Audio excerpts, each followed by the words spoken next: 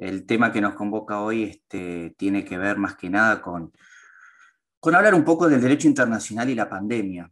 Yo no sé si en las redes no he visto muchas actividades vinculadas específicamente al derecho internacional y pandemia, salvo alguna, pero por todo lo que polula en la red, no es de lo que más se habla.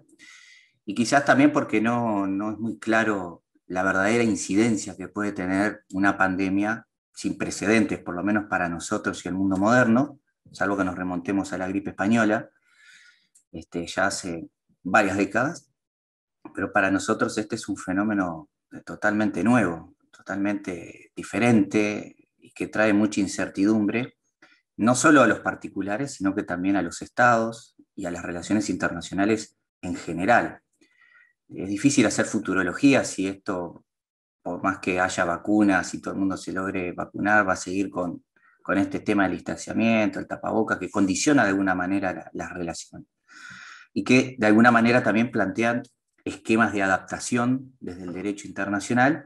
Y justamente les voy a compartir acá sobre lo que vamos a ver hoy. O sea, la idea es analizar un poco el derecho internacional junto a la pandemia, es decir, una breve introducción a esta problemática que, como le dije, es nueva, no había precedentes, por lo menos contemporáneos, cómo se aborda la pandemia desde el derecho internacional y también interesante cómo incide una pandemia sobre los tratados y también los contratos internacionales, porque los estados son parte de estos también contratos internacionales, al margen de los tratados. Y acá se va a dar una especie de mix, es decir, una mixtura entre el derecho internacional general y dentro de los que, como ustedes saben, les gusta diferenciar estas dos áreas del derecho internacional público netamente y el derecho internacional privado, que por más que sea privado tiene una clara intervención de los estados.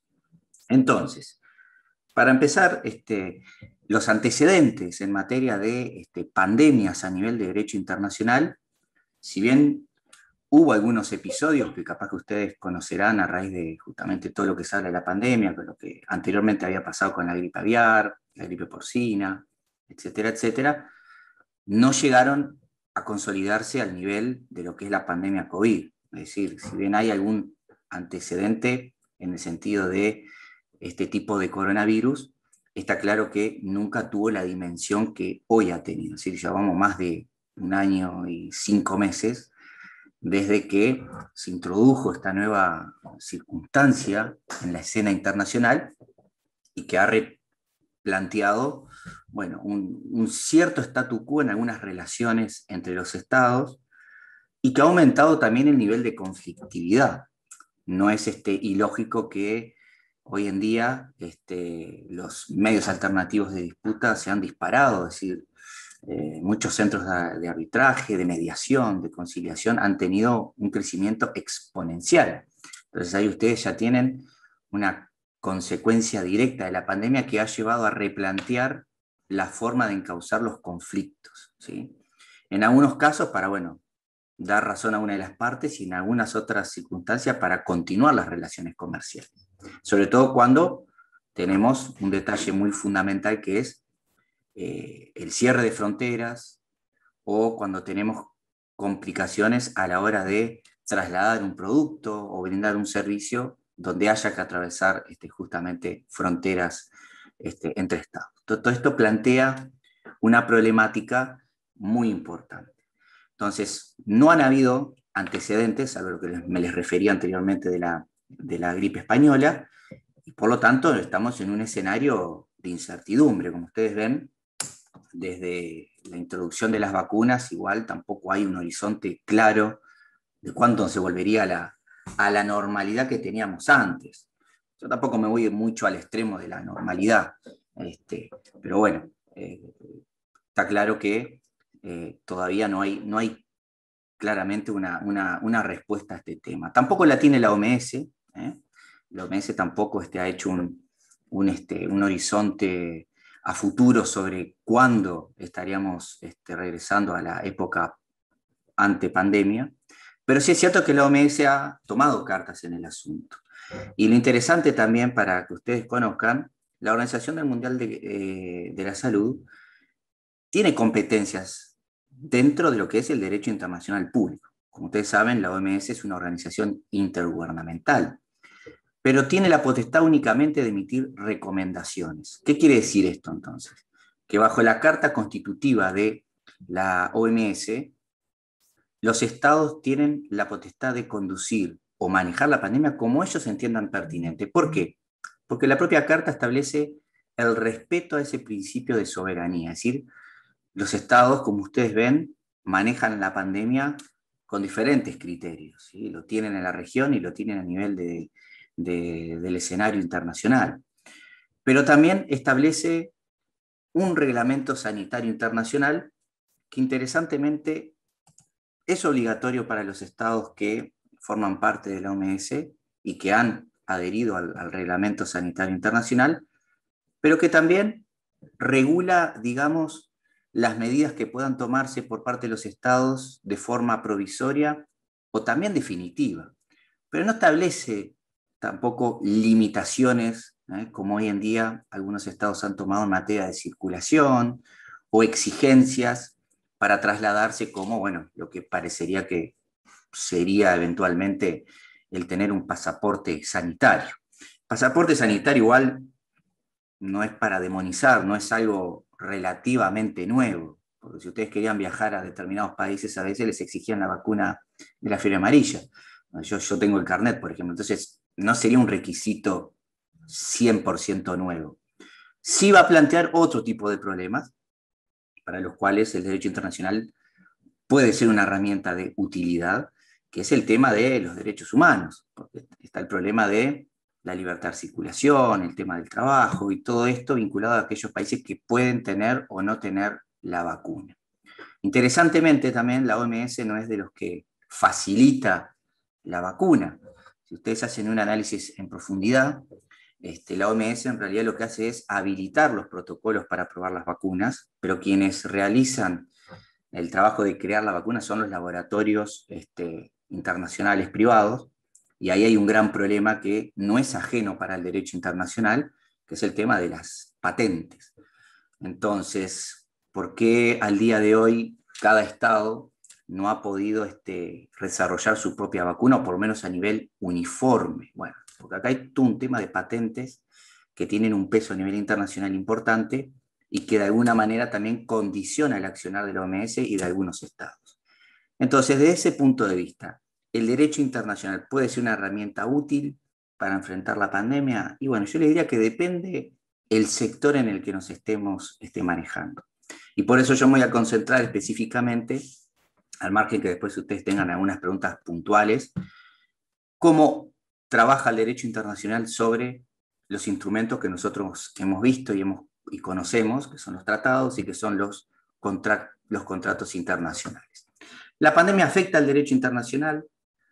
Se va a dar una flexibilización de estándares en materia de derechos humanos. Hoy en día hay una flexibilización en materia de cumplimiento en materia de derechos humanos. Se puede ver a nivel de derecho comparado. Hay medidas de restricción, medidas de limitación, etcétera, etcétera, que suponen un estado de provisoriedad y de, obviamente, flexibilización temporal, ¿sí? Mientras dure la causa que da origen. Entonces, esto tampoco es nuevo en el derecho internacional. Es más, hay tratados de derechos humanos que establecen y permiten estas excepciones debidamente justificadas. Parecería que hoy la pandemia claramente es un tema inclusive de seguridad internacional. Entonces, de alguna manera, esto hace que el derecho internacional tenga una incidencia, no en el manejo de la pandemia, pero sí de brindar respuestas ante eventuales conflictos que puedan suscitarse en el derecho internacional. Esto en realidad de lo que tiene que ver con la flexibilización en materia de derechos humanos, las excepciones, que obviamente una pandemia califica claramente como para tomar medidas, no es algo nuevo y los tratados de derechos humanos así lo prevén. Ahora bien, desde el punto de vista de lo que va a interesarle más y no porque sea menos importante, pero está claro que en los foros y en la preocupación de los estados, y claramente esto lo digo ya un poco más con conocimiento de causa por estar en vinculación con los países del Mercosur, asiduamente, es el tema del comercio internacional, es decir, cómo la pandemia distorsiona el comercio internacional y qué opciones tenemos para evitar justamente el nivel de conflictividad, pero al mismo tiempo el flujo comercial. Y desde este punto de vista, tenemos claramente una visión típicamente doméstica o soberana, como quieran llamarle, una visión más, si se quiere, cooperativista del derecho internacional, y se ha dado un poco al día de hoy una cierta prevalencia, yo diría provisoria, del derecho interno por sobre el derecho internacional. ¿Por qué? Porque la pandemia ha supuesto medidas de restricción y los estados claramente, y ya esta es una visión no tan de derecho internacional, sino más de teoría de las relaciones internacionales, con la que ustedes claramente están bien emparentados, es una visión muy realista, es decir, los estados cierran fronteras y dejan que tratados, contratos internacionales queden en una especie de limbo, de suspenso, que de alguna manera requiere una solución porque también hay ciertos niveles de tolerancia al tema del incumplimiento. Está claro que la pandemia supone un manto frío, pero ustedes pueden ver, por ejemplo, que en el caso de, sin ir más lejos, Argentina tiene cortado el puente en Posadas que une a Paraguay con Argentina, es decir, el comercio ahí sufre una clara distorsión, sobre todo para lo que es el comercio de las zonas fronterizas. Es decir, la visión doméstica supone justamente un retroceso a nivel de tratados, a nivel de cumplimiento, que supone también, bueno, que en algún momento esto es como una gran bomba de tiempo, ¿verdad? A medida que siga creciendo la distorsión de comercio, esto va a suponer que en algún momento hay que prestar la atención y tratar de buscar una respuesta jurídica, ¿sí?, al tema. Mientras, la visión internacional cooperativista, que también funciona por momentos, implica justamente que los estados hacen un poco la excepción al cumplimiento de los tratados y tratan de buscar más que nada líneas de cooperación en el ámbito de las relaciones comerciales. Como les decía hoy, la visión cooperativista internacional tiene éxito en algunos casos, pero en otros no. Y lo que mencionaba hoy al inicio, antes de empezar la conferencia, es que justamente, les pongo el ejemplo, el Mercosur no buscó la cooperación internacional y plantearse como bloque para obtener vacunas para los 4 estados, sino que cada país decidió negociar por su cuenta la obtención de vacunas. Entonces, como ustedes ven, el nivel de cooperación puede funcionar en algunos casos y en otros casos profundiza las divergencias ya existentes y hacen que una pandemia suponga que aflore el viejo concepto del interés nacional y que, bueno, cada estado se maneje como pueda en función de los intereses internos. Entonces, de alguna manera, el derecho internacional hoy no es que ha sufrido una pausa, para nada, pero sí ha supuesto por lo menos cierta cautela, cierto congelamiento, porque no está funcionando todo como venía funcionando antes. Entonces esto supone un estado de excepcionalidad, como le dije, no conocido hasta ahora. El derecho internacional también plantea o debería plantearse una readaptación a los nuevos, como les pongo ahí, vientos de cambio.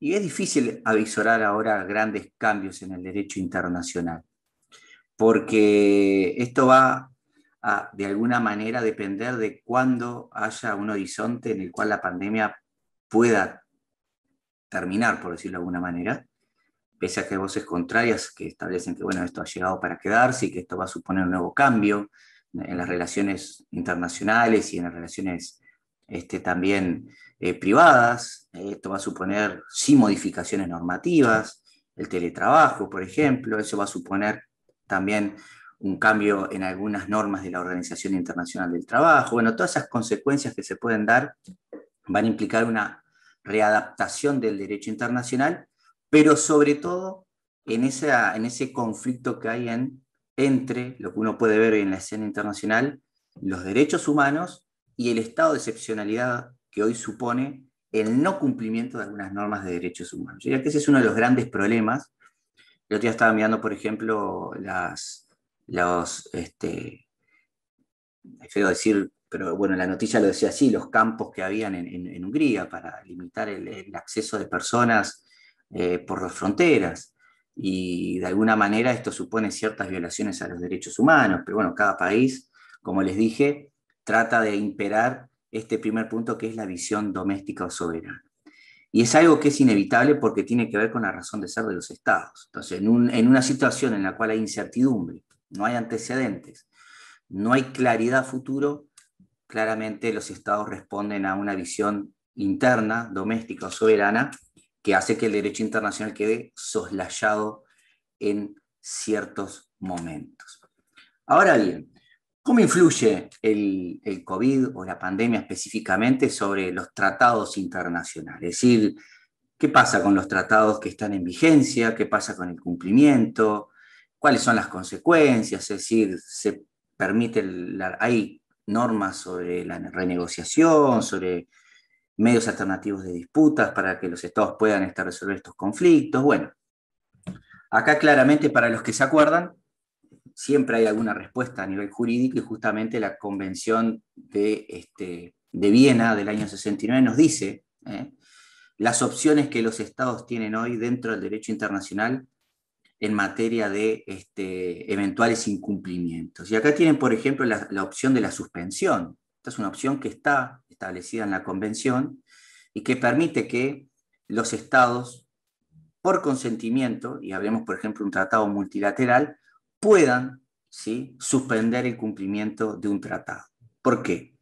Por las razones que entiendan pertinentes. Vean que acá en el caso de la suspensión no se requiere específicamente una causa, pero claramente la pandemia supone un esfuerzo a nivel interno de los estados por salvaguardar la salud interna, el tema del empleo y otras cuestiones que son más de derecho interno y que hacen que no puedan dedicar recursos, ¿sí?, para atender el cumplimiento de tratados. Entonces, siempre y cuando haya un consentimiento de todas las estados partes en un tratado multilateral o bilateral, no habría inconveniente. Pero también se permite que en el caso que no todos los estados quieran suspender un tratado, y hablemos el caso, por ejemplo, de tratados en materia comercial, dos o más estados pueden, de común acuerdo, suspender el cumplimiento de ese tratado que puede ser multilateral, entre ellos por lo menos, ¿sí? Lo cual, sin dudas que esto es, llamémosle, un alivio, un remedio judicial a nivel internacional para los estados que hace y tiene la consecuencia fundamental de que no queda como un estado incumplidor, ¿sí? Por eso se habla de la suspensión. Es una suspensión, además, temporaria, provisoria, ya que hay remedios a nivel de tratados internacionales. Ahora bien, otra situación que se puede dar es, bueno, ¿qué tipo de suspensión también? Porque acá entra el problema de cuando nos encontramos con los tratados justamente de derechos humanos, ¿sí? Y los tratados de derechos humanos, como les dije, tienen también excepciones, pero esas excepciones no pueden suponer una violación de normas de ius cogens. Entonces también acá es donde yo les decía que se va a dar seguramente, en función de lo que uno ve a nivel de derecho interno y a nivel de derecho comparado, esos problemas entre suspensión de determinadas libertades, como la circulación, el acceso a la salud, el tema de la educación, temas de derechos humanos que pueden colidir con las medidas que tomen los estados. Acá puede avisorarse un gran nivel de conflictividad por violación de normas de tratados de derechos humanos que, en principio, no ameritarían una suspensión en todos sus términos, ¿sí? Entonces, acá es donde yo creo que se van a poder ver algunas cuestiones de mayor conflicto. No del tema comercial, porque de alguna manera el comercio ya hace varios meses y desde el año pasado empezó a moverse nuevamente, no quizás con la velocidad anterior a la pandemia, pero está claro que en materia de derechos humanos es donde yo creo que se van a ver los mayores conflictos. Otra situación que se puede dar es, bueno, exigir la terminación del tratado ¿sí? O la suspensión producto de la violación de sus normas. Esa es otra opción que siempre está latente, que es terminar el tratado, en función de que, bueno, la pandemia puede suponer justamente esta opción de terminación o suspensión producto de la violación de las normas. Yo creo que en realidad la opción A es la que más se adapta a la situación actual, ¿sí? Porque es provisoria y porque le permite a los estados no extinguir ninguna relación entre ellos. Entonces, de alguna manera, se evita la menor distorsión posible. Otra situación que se puede dar también es la llamada o el llamado cambio fundamental de las circunstancias, que esto hace recordar un poco al hardship clause, que generalmente se utiliza en el ámbito del derecho internacional privado para los contratos internacionales y que los estados también aplican, pero que en el derecho internacional se le llama cambio fundamental de las circunstancias. Y en este sentido, como ustedes ven ahí, un Estado podría alegar, como forma de terminar un tratado, que la situación actual plantea un desequilibrio en las relaciones no previsto al momento de celebrar el tratado y que puede dar lugar a que las obligaciones que queden pendientes sean excesivas para ese Estado. Entonces, la pandemia podría calificar como un cambio fundamental de las circunstancias. ¿Por qué? Porque hoy se vuelve más gravoso cumplir un tratado en referencia al momento en el que se suscribió el mismo. Entonces, esta es otra opción que hoy los estados también tienen, que inclusive además puede servir para renegociar el tratado, ¿sí? Creo que por eso es fundamental esta disposición, que es el artículo 62 de la Convención de Viena sobre el derecho a los tratados, que va a dar la posibilidad de que los estados puedan renegociar los acuerdos, ¿sí? Ahora bien, ¿qué pasa en materia de contratos internacionales? Bueno, y acá hay que hacer una diferenciación, porque por un lado tenemos a los contratos en los cuales los estados son partes con privados, ¿sí? Porque como ustedes saben, entre estados no hay contratos, sino que hay tratados. Pero los estados celebran contratos con empresas internacionales o locales, y que de alguna manera plantea también, bueno, qué normativa aplicar, cuál es la solución que nos da el derecho internacional general.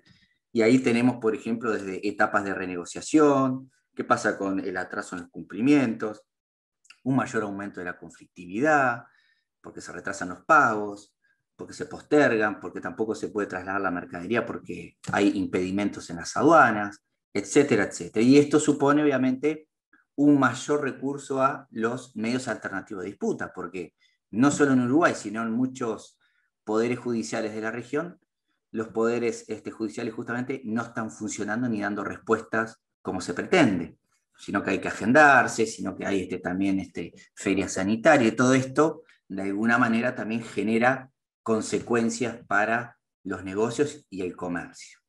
Luego tenemos el tema referido a los particulares. Bueno, y acá es interesante porque acá podemos hablar, y parecería que ha tomado fuerza, lo que se llama la aplicación de un derecho uniforme no estatal. No estatal porque viene a influjo de la uniformidad de los derechos privados de los países, pero que sí se manifiestan en la Feria Internacional con los llamados principios de la UNIDROIT, ¿sí? Principios aplicables a los contratos internacionales, e inclusive podemos también recurrir a la guía que tiene la OEA o a la Conferencia de La Haya. Como ustedes ven, esto no es ajeno a los estados, por más que viene de la actividad que se emparenta con lo privado, pero los estados son quienes facilitan estos puentes y terminan creándose estos instrumentos de soft law, como los principios UNIDROIT o los contratos guía de la OEA, pero que se aplican en la práctica, en los mecanismos de solución de disputas, y que ahí se transforman en un hard law.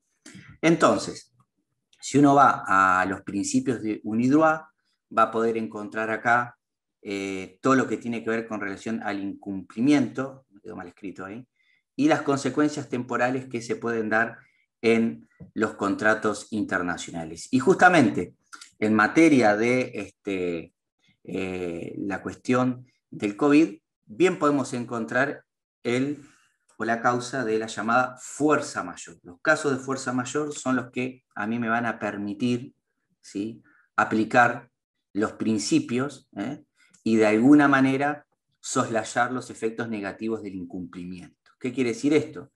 Que mientras dure la causa de fuerza mayor, los contratos que no se cumplieron y donde pueda intervenir un Estado, no se va a considerar que este es un incumplimiento intencional, sino que es a raíz justamente de la pandemia. Como ven, estas cláusulas abiertas que se dan de casos de fuerza mayor tienen algunos requisitos de fondo, como es el tema de la no previsibilidad.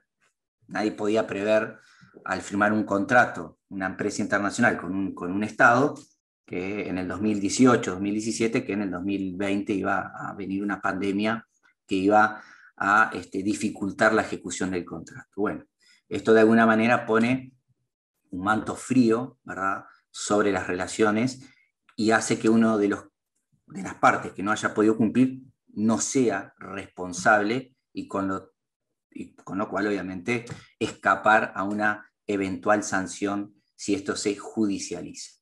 Pero también tenemos otra situación distinta, que es justamente lo que les mencionaba anteriormente, el tema del hardship clause, es decir, que la traducción sería literalmente excesiva onerosidad.